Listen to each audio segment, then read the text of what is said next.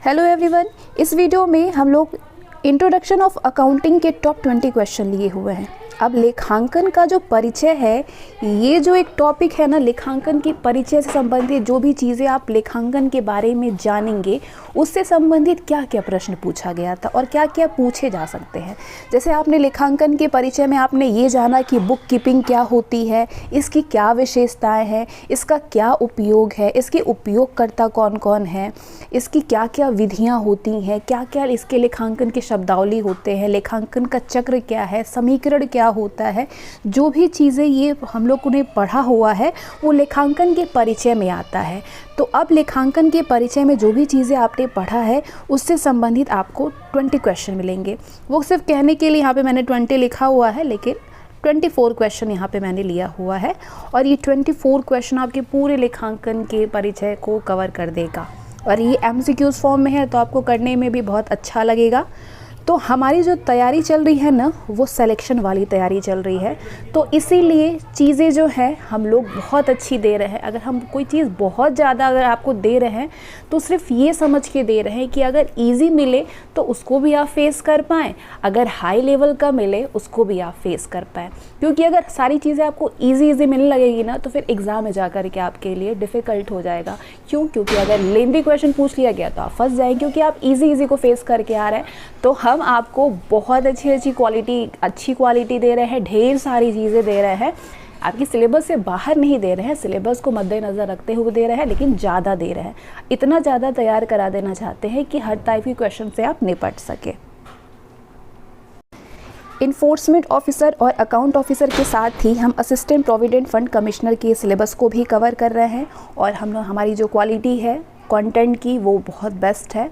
जब आप question answer को सॉल्व करेंगे ना, चाहे प्रीवियस ईयर का, चाहे आप कहीं से टेक्स्ट सीरीज़ भी सॉल्व कर रहे होंगे, तो अगर हमारे कंटेंट को पढ़ने के बाद अगर आप वो टेस्ट दे रहे होंगे तो आपको बहुत अच्छा लग रहा होगा, क्योंकि हम इतनी सारी चीज़ें दे रहे हैं कि उससे बाहर कुछ हो ही नहीं सकता है।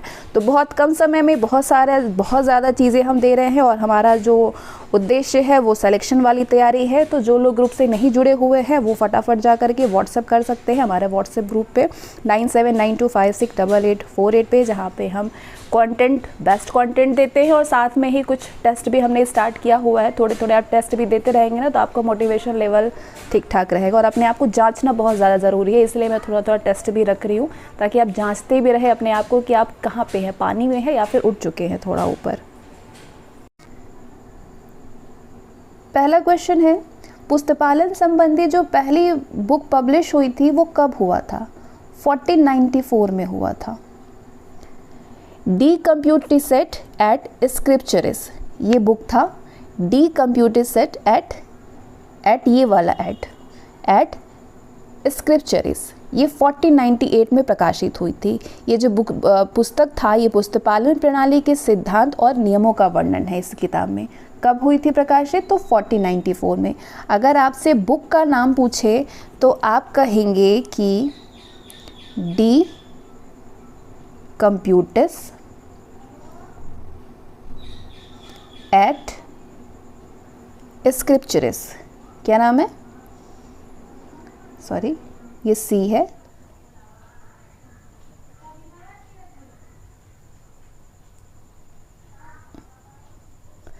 स्क्रिप्चरिस, ठीक है, ये बुक का नाम है।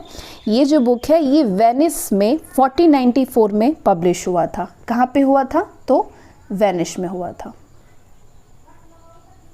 नेक्स्ट क्वेश्चन, कार्यालय भवन का भाड़ा 5000 दिया है।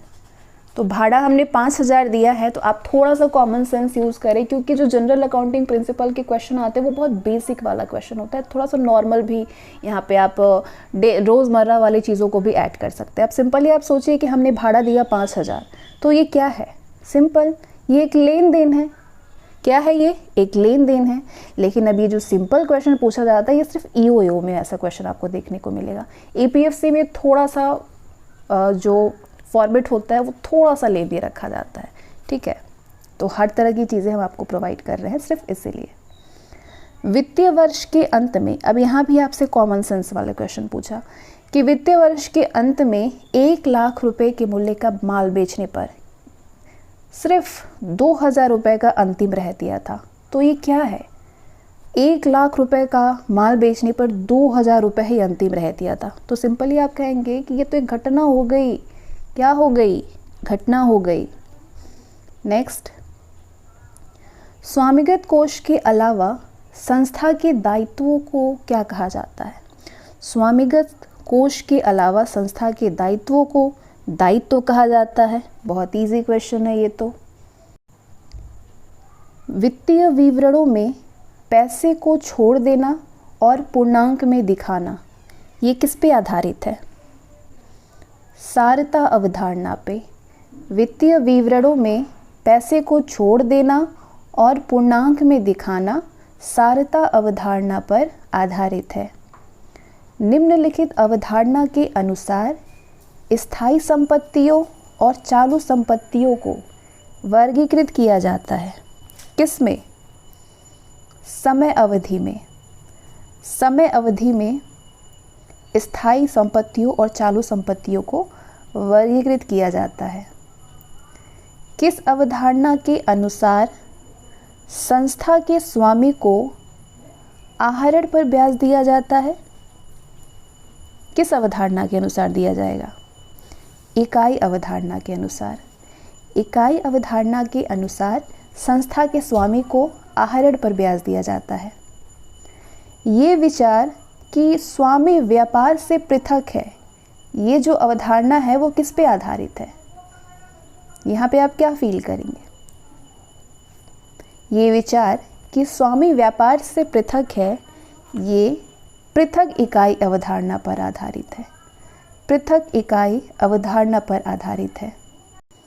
नेक्स्ट क्वेश्चन, लागत मूल्य पर स्थायी संपत्तियों का अभिलेखन पालन करने का विश्वास दिलाता है। कौन दिलाता है? लागत मूल्य पर स्थायी संपत्तियों का अभिलेखन पालन करने का विश्वास दिलाता है लागत अवधारणा। व्यक्ति जिसे फर्म को धन देना है वो क्या कहलाता है? देनदार कहलाता है। वो व्यक्ति जिसे फर्म को धन देना है वो देनदार कहलाएगा। निम्नलिखित में चालू दायित्व कौन है इसमें? लेनदार। लेनदार वो काम कर रहा है, क्या है ये? चालू दायित्व में आते हैं। ये चालू दायित्व की श्रेणी में आएंगे। इनमें से कौन सी काल्पनिक संपत्ति है? भूमि, भवन, ख्याति, प्रारंभिक व्यय। अब काल्पनिक संपत्ति है, आप थोड़ा सा सोच विचार करें। ख्याति प्राप्त करना, आप कहते हैं ख्याति मिलेगी हमें, तो ये तो हम एक कल्पना कर रहे हैं, तो इसको थोड़ा सा रिलेट कर करके भी आप याद कर सकते हैं। ख्याति एक काल्पनिक संपत्ति है। निम्नलिखित में से कौन सा स्थायी संपत्ति में सम्मिलित होता है? अंतिम रहतिया, अग्रिम भुगतान, फर्नीचर, देनदार। फर्नीचर ये स्थायी संपत्ति में आते हैं, है ना। बाकी तो अग्रिम भुगतान आपने पहले कर दिया, अंतिम रहतिया आपको मिल जाता है जितना भी सारे काम करके हो गया, देनदार जो दिया, लेकिन यहाँ पे स्थायी चीज़ की बात हो रही है। तो फर्नीचर एक सामान हो गया, तो ये एक स्थायी संपत्ति है कि आपने एक बार ले लिया तो ले लिया। संयुक्त पूंजी कंपनी में व्यापार का स्वामी होता है कौन? संयुक्त पूंजी कंपनी में, संयुक्त पूंजी जो है वो कंपनी में व्यापार का स्वामी होता है। कौन होता है? अंशधारी होता है। ठीक है। इनमें से कौन सा स्थायी संपत्ति नहीं है? भूमि, संयंत्र, बैंक में रोकड़, ख्याति। अब स्थायी संपत्ति इसमें से बैंक का रोकड़ नहीं है, बाकी ख्याति भी है। मान लीजिए कि आपने कुछ कर लिया तो ख्याति हो गई। भूमि भी है, संयंत्र भी है, लेकिन बैंक में रोकड़ तो स्थायी नहीं है, उसका आदान प्रदान तो होते रहना है। साझेदारी फर्म में स्वामी होता है, क्या होता है? सभी साझेदार स्वामी होते हैं। साझेदारी फर्म में सभी साझेदार स्वामी होते हैं। नेक्स्ट क्वेश्चन है क्वेश्चन नंबर 17। व्यय जिसका लाभ व्यापार के वर्तमान वर्ष में प्राप्त होने के साथ साथ भविष्य में भी प्राप्त होता है, वो क्या कहलाता है? जिसका लाभ आपको अभी भी इस वर्ष में मिल रहा है और भविष्य में भी मिलेगा। तो ये तो हमने पूंजी इकट्ठा करी ना, तभी तो हमने पूंजी बनाया, और हमें आज भी इसका लाभ है, हमें इसका कल भी लाभ होगा, हमें पूरे भविष्य में लाभ होगा। तो हम कहेंगे पूंजीगत व्यय, पूंजीगत व्यय कहलाता है। भारतीय वस्तु विक्रय अधिनियम 1930 की धारा 2 के भाग 8 के अनुसार एक व्यक्ति उस समय दिवालिया घोषित कर दिया जाता है जब वो व्यवसाय की सामान्य प्राप्ति में अपने ऋण के भुगतान में असमर्थ होता है, व्यक्ति की संपत्तियां दायित्व से बहुत अधिक होती है, वह व्यवसाय को सामान्य रूप में चला पाने में असमर्थ है, उसे पिछले वित्तीय वर्ष में 50% से अधिक की हानि हो रही हो। नहीं, भारतीय वस्तु विक्रय अधिनियम 1930 की धारा 2 के संख्या 8 के अनुसार एक व्यक्ति उस समय दिवालिया घोषित कर दिया जाता है जब वो व्यवसाय की सामान्य प्राप्ति में अपने ऋण के भुगतान में असमर्थ होता है। जो सामान्य प्राप्ति की अवधि होती है, उसका जो ऋण भुगतान करने का समय होता है, तो उसमें वो असमर्थ होता है, तो उस समय वो दिवालिया घोषित कर दिया जाएगा। ये है अधिनियम 1930 की धारा 2 के संख्या 8 में। किसी भी व्यापार के तुरंत बाद उक्त व्यवहार को जिस बही में लिखा जाता है, जिस बही से लिखा जाता है, उस बही को क्या कहते हैं? रद्द बही।